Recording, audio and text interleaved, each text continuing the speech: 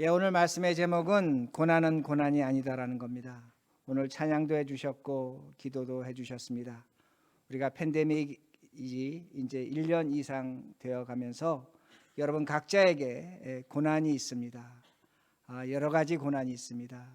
경제적 고난도 있고 정신적 고난도 있고 육체적 질병의 고난도 있습니다. 우리가 이것을 어떻게 이겨낼 수 있는가? 우리 하나님께서 우리에게 무엇으로 말씀하시는가를 하나님의 음성으로 듣겠습니다.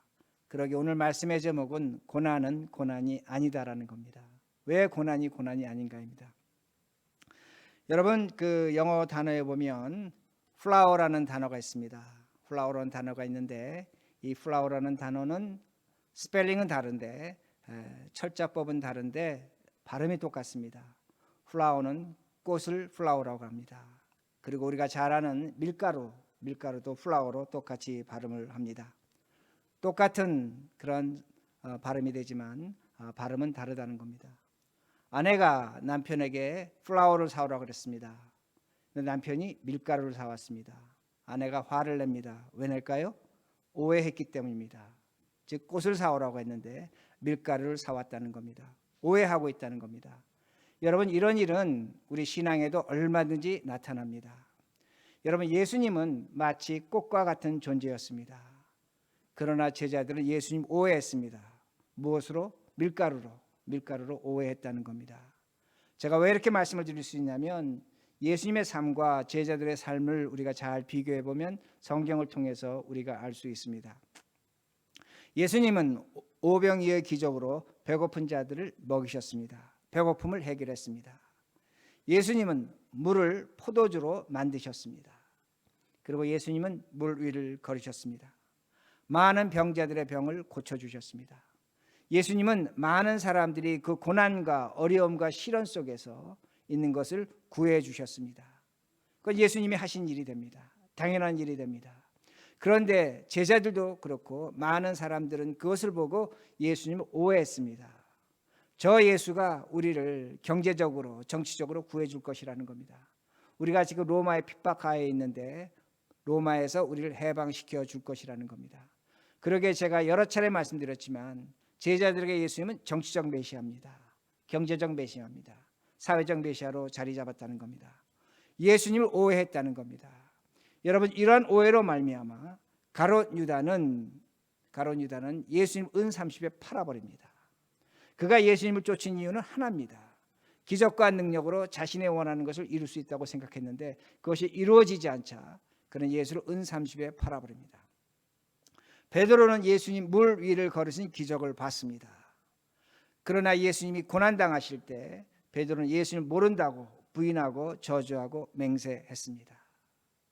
예수님이 오병이어의 기적을 행하셨습니다. 제자들은 그 기적의 떡을 나눠준 사람들이 됩니다. 그 기적을 경험한 것이 제자가 됩니다. 그러나 그 제자들은 예수님이 고난당할 때 모두 다 도망을 갔습니다. 더 나아가서 그 기적의 떡을 먹었던 그 백성들은 나중에 예수를 십자가에 못 박으라고 소리치는 사람들이 된다는 겁니다. 무엇을 성경이 우리에게 가르쳐 주는 가입니다. 예수 그리스도를 믿는다고 했지만 오해할 때에 그 예수를 배신할 수 있다는 겁니다. 그 예수를 믿지 않는 사람처럼 행동할 수 있다는 겁니다. 이것을 성경이 우리에게 분명히 보여줍니다. 여러분과 저도 마찬가지입니다. 우리는 언젠가는 예수 그리스도를 분명히 만납니다. 그건 언제냐? 죽음 이후에 예수를 만납니다. 그러기에 우리가 오늘부터 2011년 오늘부터 예수를 오해하지 말아야 됩니다. 예수를 오해할 때 우리는 예수를 믿는 것 같지만 믿지 않는 것입니다. 심지어는 배신할 수 있다는 겁니다. 제가 오늘 왜 이렇게 말씀을 드리냐면 오늘 사도행전 본문은 우리에게 예수 오해하지 말 것을 말씀하고 있습니다. 여러분 사도행전 2장을 보면 예수님께서 이렇게 오해하는 제자들을 이 땅에 두고 하늘로 올라가십니다. 그리고 예수님께서 말씀하십니다. 내가 간 다음에 성령이 오실 것이다. 성령 하나님이 오셨습니다. 제자들이 성령을 받았습니다. 베드로와 요한이 성령을 받았습니다. 그 성령을 받은 베드로와 요한이 성전에 올라가다가 성전 미문에 앉아있는 안진뱅이를 일으켜 세웠습니다. 기적을 일으킨 겁니다. 그 기적으로 말미암아 베드로와 요한이 고난을 당합니다. 산헤드린 공회에 끌려가서 고초를 당합니다. 어려움을 당합니다. 그리고 그들이 석방을 얻게 됩니다. 오늘 본문은 바로 그 석방을 얻은 이후로부터 나타난다는 말씀이 됩니다. 오늘 본문은 우리에게 뭘 가르쳐주나? 예수님을 오해하지 말라는 겁니다. 오해하지 말라는 겁니다. 우리가 예수님을 어떻게 오해하지 않을 수 있는가 합니다. 어떤 환경에서 오해하지 않을 수 있는가 합니다. 여러분, 제가 다시 말씀드리지만 예수님은 하늘에 계십니다. 오해하는 제자들 지금 땅에 있습니다. 성령님이 함께 하신다고 하지만 성령님이 예수와 같지 않습니다. 만날 수도 없고 볼 수도 없습니다. 제자들은 지금 상당히 어려운 가운데 있는 겁니다. 힘든 가운데 있는 겁니다. 왜냐하면 초대교회가 지금 유대교로부터 박해를 받고 있기 때문입니다. 고난 중에 있다는 말씀이 됩니다. 그런데 이렇게 어려운 것과 힘든 것, 나타나야 될 하나님이 나타나지 않는 것 같고 자신들은 버림을 받은 그 상황, 세상으로부터는 고난을 당하는 그 상황에 베드로가 이렇게 말합니다. 26절입니다. 26절. 세상의 군왕들이 나서며 관리들이 함께 모여 주와 그의 그리스도를 대적하도다 하신지로소이다. 여러분, 우리는 성경을 읽을 때 이 성경을 그냥 쑥 읽어버립니다. 예수님이 세상의 왕들에게 고난당하셨다. 그러나 여러분, 한번 깊이 생각해 보셔야 됩니다. 이게 역사적으로 맞는가입니다. 역사적으로 맞지 않습니다. 예수님은 로마의 빌라도, 분봉왕 헤롯, 이스라엘 백성들에게 고난을 당하셨습니다. 근데 지금 베드로가 이상한 말을 하는 겁니다. 어떤 이상한 말을 하냐면 예수님이 세상의 왕들에게, 세상의 관리들에게 고난을 당했다는 겁니다. 여러분, 아무리 성경을 뒤져봐도 예수님은 다른 나라의 왕들이, 다른 나라의 관리들이 예수님을 십자가에 못 박지 않았습니다. 그런데 베드로가 지금 이상한 말을 하고 있다는 겁니다. 왜 이런 말을 하고 있는가 합니다. 27절에 나옵니다. 다시 27절. 과연 헤롯과 본디오 빌라도는 이방인과 이스라엘 백성 합세하여 하나님께 기름 부으신 거룩한 종 예수를 거슬러. 지금 베드로가 또 이상한 말을 합니다. 뭐라고 이상한 말을 하냐면 역사적으로 보면 예수님은 빌라도에게 고난 받으셨습니다. 분봉왕 헤롯에게 고난 받으셨습니다. 이스라엘 백성이 십자가 죽이라고 소리쳤습니다. 그런데 베드로가 지금 뭐라고 얘기했냐면 이방인의 왕들과 이방인들과 합세했다는 겁니다. 여러분, 아무리 사복음서 잘 뒤져봐도 이방인들이 예수를 죽이진 않았습니다. 유대인들은 분명히 얘기했습니다. 그의 핏값을 우리에게 돌리소서, 유대인에게 돌리소서. 그런데 지금 성경은 베드로가 뭐라고 얘기합니까? 이방인들이라는 겁니다. 이방인들과 합세해서 예수를 죽였다고 이야기하고 있는 겁니다. 어떻게 이런 생각을 할 수 있습니까? 어떻게 이런 말을 할 수 있습니까? 여러분, 베드로는 무식한 사람입니다. 그는 무식한 어부입니다. 어부는 당시의 직업 중에 가장 비천한 직업입니다. 그는 그를 몰랐습니다. 문맹자입니다. 당시 대부분의 유대인처럼 그는 문맹자였습니다. 그러기에 그는 예수를 전하고 싶어서 마가에게 예수 그리스도가 누군지를 말해 주었습니다. 마가는 그거를 받아서 적어서 쓴 것이 마가복음이라는 겁니다. 여러분, 상상을 하셔야 됩니다. 2000년 전의 베드로는 오늘날과 같은 사람이 아닙니다. 그 팔레스타인 한 촌 구석에 아무것도 모르는 무식한 어부입니다. 그런데 그가 말합니다. 뭐라고 얘기했냐면 예수 그리스도가 십자가에 죽으셨는데 세상의 왕과 관리들이 죽였다는 겁니다. 유대인과 합세해서 죽였다는 겁니다. 성경에 어디에 없는 얘기도 그렇게 합니다. 베드로가 거짓말하는 겁니까? 아닙니다. 왜 베드로는 이렇게 말할 수밖에 없습니까? 예수 그리스도의 십자가의 죽음을 보고 그는 깨달은 것이 있습니다. 그리스도가 유대인만을 위해서 죽은 것이 아니라 온 인류를 위해서 죽었다는 겁니다.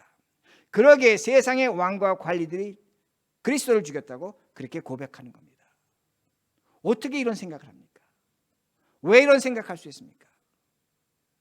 이것은 바로 베드로가 고난을 통해서 얻어지는 생각이라는 겁니다.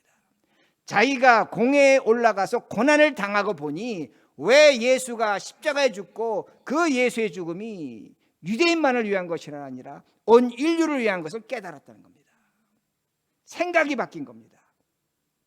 이걸 성경적으로 표현한다면 성령 충만이라고 성경은 가르쳐줍니다.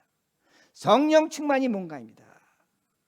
성령 충만하면 무엇을 보고 어떤 것을 느끼고 환상을 갖는가입니다. 그럴 수도 있습니다. 그러나 진정한 성령 충만은 생각이 바뀌는 겁니다. 생각이 바뀌고 행동이 바뀌고 말이 바뀐다는 말씀입니다. 이것이 바로 고난을 통해서 얻어지는 겁니다. 고난의 유익이 뭔가입니다. 고난의 유익은 우리를 다른 사람으로 만드는 겁니다. 성령의 역사가 나타날 수 있는 운동장이 바로 고난이란 말씀입니다. 우리 모두, 저도 포함해서 모두 인간은 고난을 피하고 싶어 합니다. 예수님도 십자가 달리기 전에 겟세마네에서 이 잔을 피할 수 있다면 피하게 해 주십시오. 인간의 본능입니다. 본성이라는 말씀입니다. 그러나 예수님은 그 십자가의 잔을 받으셨습니다. 고난을 받으셨다는 겁니다. 왜 우리가 고난을 받아야 됩니까? 하나님을 이해하는 척결이라는 겁니다. 하나님을 이해한다는 게 뭔가입니다. 믿는다고 해결되는 것이 아니라는 겁니다. 우리가 고난을 통해서만 하나님을 올바르게 이해할 수 있다는 겁니다. 우리가 하나님을 올바로 이해하지 못하면 세상은 조롱합니다. 문제는 뭐냐? 왜 우리가 오늘날 기독교인들이 세상에 조롱을 받느냐? 고난을 회피하기 때문입니다. 그러기에 세상은 우리를 조롱할 수밖에 없습니다. 여러분, 미국에 조지 칼린이라는 코미디언이 있습니다. 그는 뉴욕에서 태어났고 그의 가정은 캐톨릭 가정이었습니다. 2008년에 죽었습니다. 그런데 그는 지금도 기억되는 코미디언입니다. 왜 그를 기억하는가? 그는 코미디언이면 시시하지 않습니다. 철학하는 코미디언은 별명이 붙어 있다는 겁니다. 그는 말합니다. 나는 하나님을 믿어보려고 최선을 다했다는 겁니다. 하나님의 뜻을 알아보려고 정말로 노력했다고 얘기합니다. 진지하게 얘기합니다. 그의 말을 들어보면 그는 하나님을 믿어보려고 정말로 노력한 사람입니다. 근데 그는 말합니다. 하나님이 없다는 겁니다. 하나님이 없다는 겁니다. 그가 왜 하나님이 없다고 말하는가? 세상을 보라는 겁니다. 세상에 전쟁이 있고 죽음이 있고 질병이 있고 전염병이 있고 고통이 있고 인종차별이 있고 세상에 부패가 있고 온갖 썩은 것이 다 세상에 있다는 겁니다. 그러면서 말합니다. 코미디로 말하는 겁니다.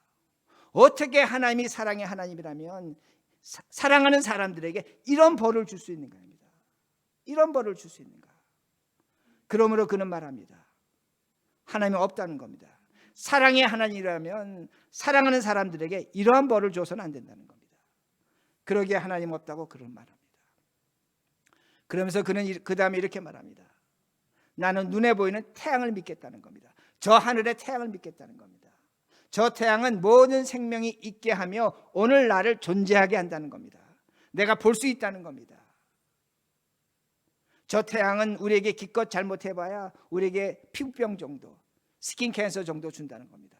그러나 우리에게 너무나 주는 것이 많다는 겁니다. 그러기에 나는 하나님을 믿을 바에는 차라리 태양을 믿겠다는 겁니다. 다시 말씀드립니다. 이 사람은 하나님을 믿으려고 노력한 사람이라는 겁니다. 많은 사람들이, 많은 젊은 크리스천들이 그의 코미디를 듣고 교회를 떠납니다. 많은 불신자들이 그의 그 코미디를 듣고 열광하고 있다는 겁니다. 그는 분명히 말합니다. 나는 하나님을 믿어보려고 했지만 믿지 못했는데 차라리 믿을 바엔 태양을 믿겠다는 겁니다. 그러게 믿는 사람들은 어떻게 합니까? 우리는 그의 코미디에 분노합니다. 어떻게 하나님이 태양보다 못한가? 우린 분노하고 있다는 겁니다. 그런데 여러분 생각해 보셔야 됩니다. 왜 우리가 그에게 조롱당하고 있습니까? 우리가 그에게 조롱당하고 있는 이유는 오늘도 우리는 고난을 죄의 결과로 이해하고 있다는 겁니다. 오늘날 많은 크리스천들 평생을 예수를 믿어도 오늘 내가 고난을 당하고 어려움을 당하고 시련을 당하면 내가 무엇을 잘못했기 때문에 이런 일을 당한다고, 하나님이 나를 벌 주신다고 그렇게 생각합니다. 오늘도 내 가정의 자녀가 어려운 일을 당하면 내가 무엇을 잘못했기 때문에 이런 일을 당하는가 그렇게 생각합니다. 그렇게 생각할 수 있습니다. 그러나 그것은 하나님을 오해하는 것이라는 말씀입니다. 오늘도 내가 무엇을 잘못했기 때문에 하나님이 나에게 분노하셔서 나에게 고난을 주신다?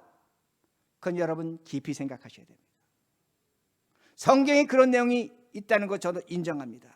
그러나 그런 식으로 성경을 해석하면 하나님을 오해할 수밖에 없다는 겁니다. 우리가 왜 고난을 당해야 됩니까? 신자의 고난은 십자가의 고난입니다. 십자가의 고난입니다. 이걸 잊으시면 안 됩니다. 우린 고난을 회피하는 것이 아니라 고난에 참여하는 자들입니다. 그리스도의 고난에 참여한다는 겁니다. 우리가 고난에 참여할 때만 예수 그리스도로 하나님을 오해하지 않는다는 말씀입니다. 오늘도 우리가 신앙생활하면서 내가 고난을 당하는데 고난이 하나님이 주시는 벌이라고 생각한다면 여러분은 조지 칼린스와 똑같은 사람입니다. 세상 사람과 하나도 다를 바가 없다는 겁니다. 오늘도 하나님이 우리가 잘못하면 벌 주신 하나님이라고 한다면 하나님 오해하고 있다는 말씀입니다. 그러기에 우리가 이런 세상의 소리를 반박하려면 고난이 무엇인지를 정확하게 이해하셔야 됩니다. 내가 오늘 당하는 고난이 무엇인가입니다.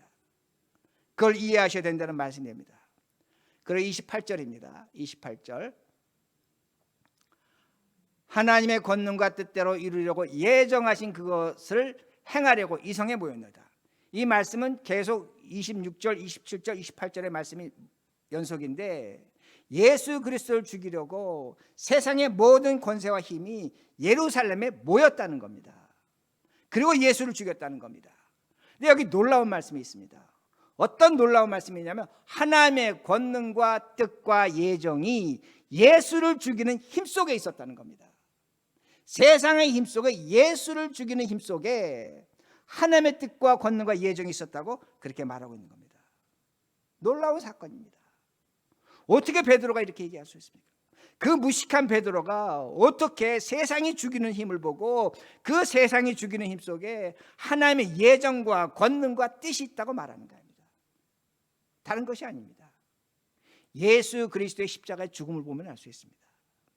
예수님이 십자가에서 고난당하시고 죽으십니다. 세상의 힘과 권세에 의해서 죽으신 겁니다. 그러나 그 힘에 하나님의 권능과 힘이 있다는 겁니다. 예정이 있다는 겁니다. 무엇입니까? 부활이 있다는 겁니다. 정신 차리라는 겁니다. 우리가 신앙생활 하면서 어려움 당할 수 있습니다. 세상의 힘으로, 세상의 질병으로, 세상의 것으로, 돈으로 고난당할 수 있습니다. 오늘도 우리는 거기서 벗어나지 못해서 안타까워하며 살아갑니다. 그러나 우리가 믿어야 될 것은 뭐냐면 그 세상의 힘 속에, 우리가 당한 어려움 속에 하나님의 권능과 예정과 뜻이 있다는 겁니다. 하나님의 살려주심이 있다고 분명히 말씀하고 있습니다. 그러기에 우리가 당하는 고난은 하나님의 벌이 아닙니다. 아멘? 아닙니다. 여러분 욥기를 보면 욥이 동방의 의인입니다. 고난을 당하지 말아야 될 사람입니다. 고난을 당했습니다. 욥이 고난을 당할 때 욥의 친구들이 와서 이렇게 얘기합니다. 욥아, 네 죄를 고백해라. 너가 뭔가 잘못했기 때문에 하나님께 벌 주신다. 얼마나 그렇다는 이야기가 욥기 속에 많이 나옵니까? 근데 욥이 하나님께서 욥의 세 친구들에게 분명히 말씀하신다. 욥이 잘못한 것이 아니다.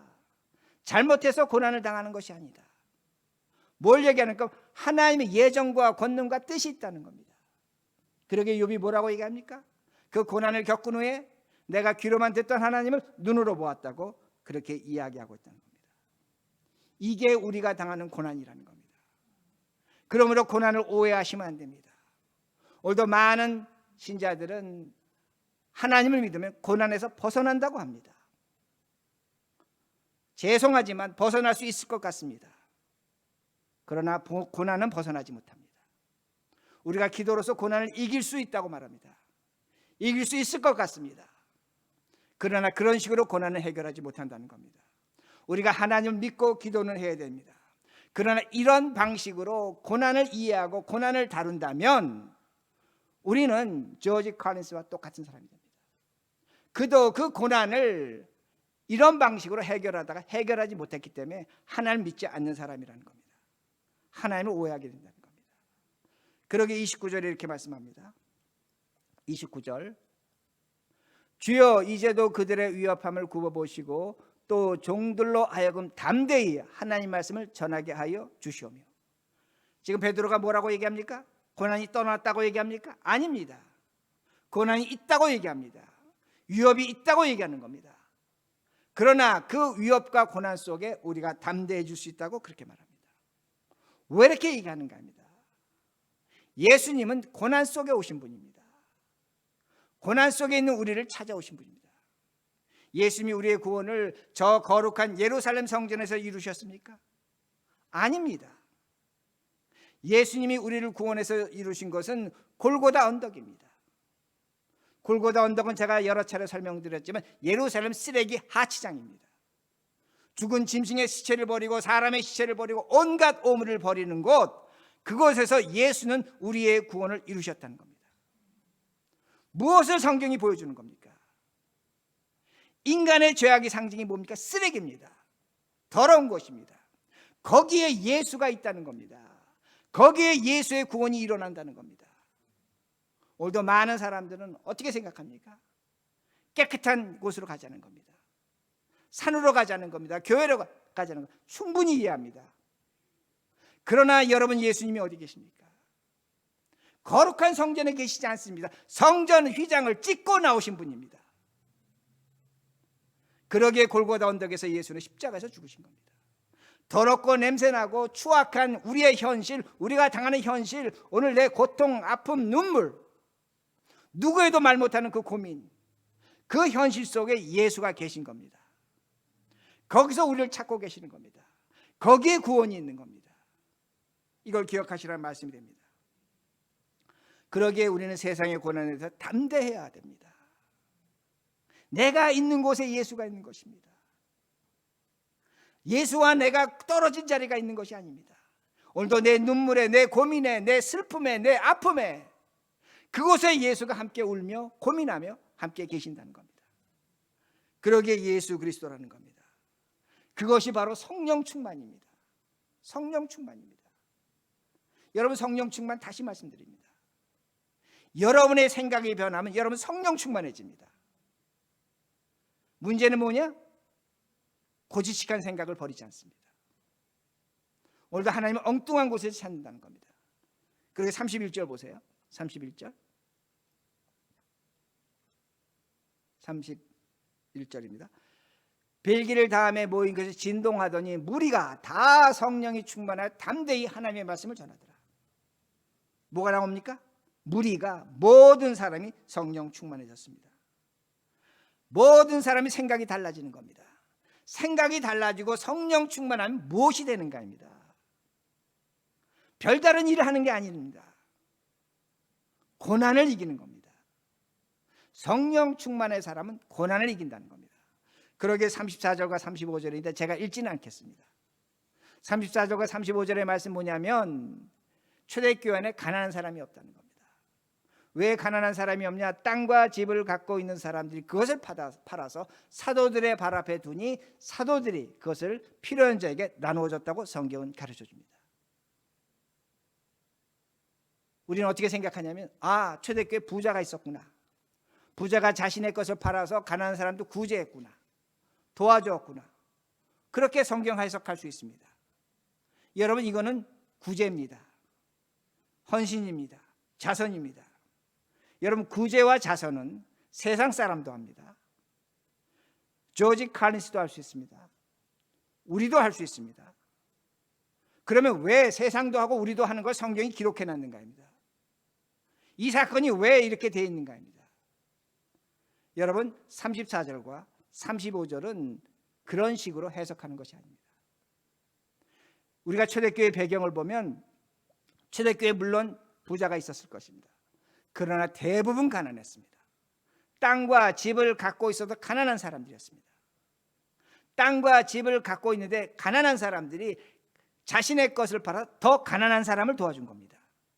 이게 어떤 의미가 되냐면, 내가 오늘 가난하지만 내 것을 팔아 더 가난한 사람을 도와줬다는 것은 내가 오늘 고난에 스스로 찾아가는 사람입니다. 고난을 찾아가는 사람이라는 겁니다. 가난한 사람보다 더 가난해질 수 있습니다. 그런데 그들은 고난을 찾아갔다는 겁니다.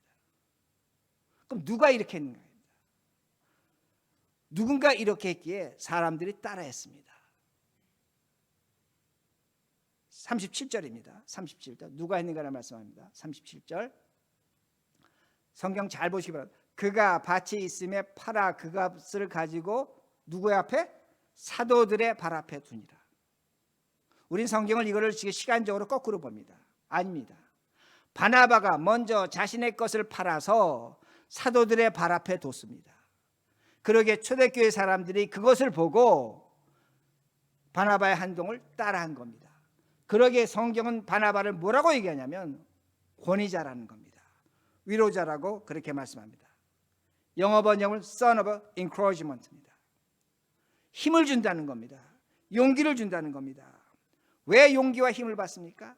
그 스스로 고난을 찾아갈 때, 그 스스로 가난해질 때, 병든 사람이, 가난한 사람이 용기를 얻는 겁니다. 이게 하나님이 주신 용기입니다. 내가 갖고 있는 것을 팔아서 나눠준 것이 아니라 내가 갖고 있지만 더 가난해짐으로 말미암아 그걸 주변 사람들이 보고 용기를 얻는 겁니다. 위로를 받았다는 말씀입니다. 마찬가지입니다.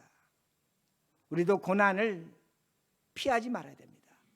어쩌면 우리는 고난을 받아들여야 됩니다. 제가 더 적극적으로 얘기한다면 고난을 찾아가셔야 됩니다. 이게 우리가 사는 길입니다. 여러분에게 고난이 있으면 기뻐하시기 바랍니다. 여러분에게 고민이 있으면 여러분 감사하시기 바랍니다. 왜? 여러분이 이런 고난으로 다른 사람을 위로할 수 있다는 겁니다. 용기를 줄 수 있다고 성경은 분명히 가르쳐 줍니다. 이런 건 세상 사람 절대로 하지 못합니다. 조지 칼린스 같은 사람 절대로 하지 못합니다. 누가 할 수 있느냐? 우리만 할 수 있다는 말씀입니다. 그러기에 고난을 다르게 해석하셔야 된다는 겁니다. 제가 말콤 글래드웰의 다윗과 골리앗이라는 책에서 본 내용이 됩니다. 다윗과 골리앗은 뭐 성경적 해석이 아닙니다. 정신 분석적 해석입니다. 근데 그 책에 보면 어떤 내용이 나오냐면 2차 세계대전 때 히틀러가 런던을 폭격합니다. 폭탄을 갖다가 진짜 우박 쏟아붓듯이 갖다 쏘아붓었습니다. VT 로켓도 쏘고 런던에 사는 시민들이 두려워했습니다. 폭탄이 날아오는 겁니다. 하늘에서 떨어지는 겁니다. 언제 어떻게 될지 모르는 겁니다. 그 두려움과 고난으로 런던 시민들은 정말로 무서워했습니다. 그 고난이 찾아오고 있는 겁니다. 폭격이 시작됐습니다. 비행기 들어와서 폭격합니다. 그런데 그 폭격이 시작될 때 한 가지 이상한 일이 일어납니다. 어떤 이상한 일들이 일어나냐면 고난이 시작될 줄 알았는데 그 고난을 당하면서 스스로 깨닫게 되는 겁니다. 내가 지금 당하는 고난을 내가 너무나 부풀렸다는 겁니다. 런던 시민들이 생각하는 겁니다. 무서운 폭격이라고 생각했는데 막상 고난을 당해보니까 내가 그 고난을 너무나 부풀려서 생각했다는 겁니다. 그리고 이거는 언젠간 끝난다는 겁니다. 계속되지는 않을 거라는 겁니다. 그러니까 런던 시민들이 책을 읽었습니다. 그 폭격 중에 뜨개질을 했다고 그렇게 말합니다. 침착해졌다는 겁니다.